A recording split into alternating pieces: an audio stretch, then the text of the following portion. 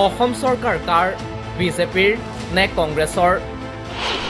আকৌ কংগ্ৰেছলৈ দায় ঠেলি মূৰ পুলুকা মুখ্যমন্ত্ৰীৰ এইবাৰ জনজাতিকৰণ নোহোৱাৰ বাবে কংগ্ৰেছক দোষাৰোপ কিমান দিনলৈ প্ৰতাৰণাৰ বলি হৈ থাকিব 6 জনগোষ্ঠী মুখ্যমন্ত্ৰীৰ বিপৰীতে প্ৰকৃত সত্য কি কিয় জনজাতিকৰণৰ বিধেয়ক আনিও গৃহীত নকৰিলে বিজেপি চৰকাৰে অসমত এতিয়া বিজেপি নে কংগ্ৰেছ দলৰ চৰকাৰ চলি আছে খুদ মুখ্যমন্ত্ৰী ডক্টৰ হিমন্ত বিশ্ব শৰ্মাৰ মন্তব্যই তাক লৈ বিভ্ৰান্তিৰ সৃষ্টি কৰিছে এইবাৰ 6 জনগোষ্ঠীৰ জনজাতিকৰণ নোহোৱাৰ বাবেও কংগ্ৰেছ দলকে জগৰীয়া কৰিছে মুখ্যমন্ত্ৰী ডক্টৰ হিমন্ত বিশ্ব শৰ্মাই মুখ্যমন্ত্ৰীগৰাকীৰ মতে আন জনজাতিৰ ক্ষতি নোহোৱাকৈ 6 জনগোষ্ঠীৰ জনজাতিকৰণ কৰিবলৈ প্ৰস্তাৱ লৈছিল কংগ্ৰেছে যাৰ বাবে আজিও 6 জনগোষ্ঠীৰ জনজাতিকৰণ সম্ভৱ হৈ উঠা নাই সকে আন্দোলনতো ময়ো সমৰ্থন কৰোঁ এতিয়া সমস্যাটো কৰি থৈছে কংগ্ৰেছ দলে বিধানসভাত এটা অদ্ভুত প্ৰস্তাৱ পাছ কৰি যে 6 জনগোষ্ঠীক জনজাতিকৰণ কৰক কিন্তু বৰ্তমানৰ জনজাতিৰ কোনো ক্ষতি হ'ব নোৱাৰে এটা সেইটোৱে আমি সমাধান কৰাৰ কাৰণে চেষ্টা কৰি আছো নোৱাৰিলে আকৌ বিধানসভাত আনিব লাগিব প্ৰস্তাৱটো সংশোধনৰ কাৰণে গতিকে কেইটামান দিন আৰু আলাপ আলোচনা কৰি চেষ্টা কৰি চাওঁ যদি সফল নহওঁ তেতিয়া আকৌ বিধানসভাত প্ৰস্তাৱটো আনিব লাগিব যে কি ধৰণে তাক সংশোধন কৰা যায় কিন্তু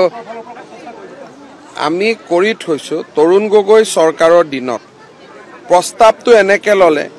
যে 6 জনগোষ্ঠীৰ জনজাতিকৰণ কৰা হওক কিন্তু পুৰণা জনজাতিৰ কোনো ক্ষতি হ'ব নোৱাৰিব এতিয়া দুইটা নিমিলা অংক কৰি থৈ গল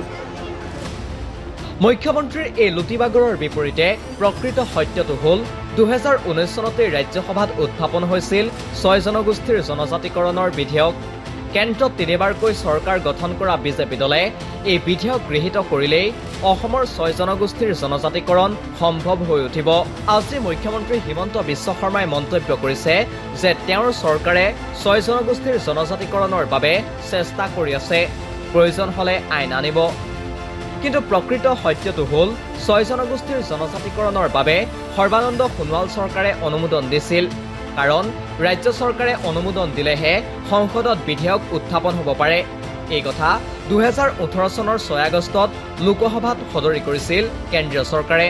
অসমৰ সাংসদ নৱকুমাৰ শৰণীয়াৰ এক প্ৰশ্নৰ উত্তৰত কেন্দ্ৰীয় চৰকাৰে এই বুলিও কৈছিল যে অসম চৰকাৰৰ পৰা কেন্দ্ৰীয় চৰকাৰে 6 জনগোষ্ঠীৰ জনজাতিকৰণৰ প্ৰস্তাৱ লাভ কৰিছে নৱকুমাৰ শৰণীয়াৰ একেটা প্ৰশ্নৰ উত্তৰত কেন্দ্ৰীয় চৰকাৰৰ জনজাতি পৰিক্ৰমা মন্ত্ৰালয়ে দিয়া উত্তৰলৈ ভালদৰে মন কৰক কি প্ৰক্ৰিয়াৰ মাজেৰে এটা জনগোষ্ঠীৰ জনজাতিকৰণ হয় তাৰ বিতং পদ্ধতি উল্লেখ কৰা হৈছে কেন্দ্ৰৰ মতে একোটা জনগোষ্ঠীৰ জনজাতিকৰণৰ বাবে প্ৰথম প্ৰয়োজন হয় ৰাজ্য চৰকাৰৰ সন্মতি ৰাজ্য চৰকাৰে সন্মতি দিয়াৰ পাছত ভাৰত চৰকাৰৰ মহাপঞ্জীয়ক আৰু অনুসূচিত জনজাতিৰ ৰাষ্ট্ৰীয় আয়োগে একোটা জনজাতিৰ জনজাতিকৰণৰ দাবীৰ যুক্তিযুক্ততা বিবেচনা কৰে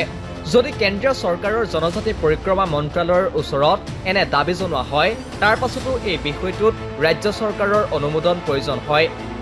যদি ৰাজ্য চৰকাৰে এই প্ৰস্তাৱত অনুমোদন জনায় তেনেহলে পৰৱৰ্তী পৰ্যায়ত প্ৰস্তাৱটো ভাৰত চৰকাৰৰ মহাপঞ্জীয়কলৈ প্ৰেৰণ কৰা হয় ভাৰত চৰকাৰৰ মহাপঞ্জীয়ক সন্মত হোৱাৰ পাছতহে প্ৰস্তাৱটো কেন্দ্ৰীয় চৰকাৰলৈ প্ৰেৰণ কৰা হয় ইয়াৰ পাছত কেন্দ্ৰীয় চৰকাৰে এই প্ৰস্তাৱ ৰাষ্ট্ৰীয় জনজাতি আয়োগলৈ অনুমোদনৰ বাবে প্ৰেৰণ কৰে আৰু আয়োগে অনুমোদন জনালে প্ৰস্তাৱটো কেন্দ্ৰীয় কেবিনেটত উত্থাপন কৰা হয় তাৰ পাছত সংসদত এই সম্পৰ্কীয় বিধেয়ক আনি একোটা সম্প্ৰদায়ক জনজাতিৰ মৰ্যাদা দিয়া হয় অসমৰ 6 জনগোষ্ঠীৰ ক্ষেত্ৰতো একেই প্ৰক্ৰিয়া চলিছে 2018 চনৰ আগষ্ট মাহতেই কেন্দ্ৰীয় জনজাতি পৰিক্ৰমা মন্ত্ৰালয়ে স্বীকাৰ কৰিছিল যে কোচ ৰাজবংশী আহোম চুতীয়া মটক মৰাণ আৰু চাহ জনগোষ্ঠীক অসম চৰকাৰে জনজাতিৰ মৰ্যাদা দিবলৈ প্ৰস্তাৱ প্ৰেৰণ কৰিছে অসমত কা আন্দোলনে উত্তাল ৰূপ লোৱাৰ সময়ত 2019 চনৰ 8 জানুৱাৰীত কেন্দ্ৰীয় কেবিনেটে অসমৰ 6 জনগোষ্ঠীৰ জনজাতিকৰণৰ ক্ষেত্ৰত প্ৰয়োজনীয় অনুমোদন জনাইছিল তাৰ পাছত 9 জানুৱাৰীত ৰাজ্যসভাত জনজাতিকৰণ সম্পৰ্কীয় বিধেয়কো উত্থাপন কৰা হৈছিল অৰ্থাৎ 6 জনগোষ্ঠীৰ জনজাতিকৰণৰ বিষয়টো সম্পূৰ্ণ প্ৰক্ৰিয়াৰ মাজেৰে আগবাঢ়িছে ৰাজ্য চৰকাৰ মহাপঞ্জীয়ক জনজাতি আয়োগ কেন্দ্ৰীয় কেবিনেট সকলোৰে অনুমোদন লাভ কৰাৰ পাছত বাকি ৰৈছে কেৱল এখন বিধেয়কৰ প্ৰসংগ বিধেয়কখন দুয়োখন সদনত গৃহীত কৰিলেই অসমৰ 6 জনগোষ্ঠীয়ে জনজাতিৰ মৰ্যাদা লাভ কৰিব। কিন্তু মুখ্যমন্ত্ৰী হিমন্ত বিশ্ব শৰ্মাই সেই সকলো প্ৰসংগ পাহৰাই এতিয়া কংগ্ৰেছলৈ দুখ ঠেলি আকৌ বিষয়টোক লৈ বিভ্ৰান্তিৰ সৃষ্টি কৰিছে। অথচ মূল সত্যটো হ'ল 6 জনগোষ্ঠীৰ জনজাতিকৰণত কেন্দ্ৰীয় কেবিনেটে 2019 চনতে অনুমোদন জনাইছিল। একমাত্ৰ ৰাজনীতিৰ স্বাৰ্থত 5 বছৰে এই বিধেয়ক ওলোমাই ৰখা হ'ল। নিউজ ডেস্ক ৰিপোৰ্ট, দি ক্ৰছ কাৰেণ্ট।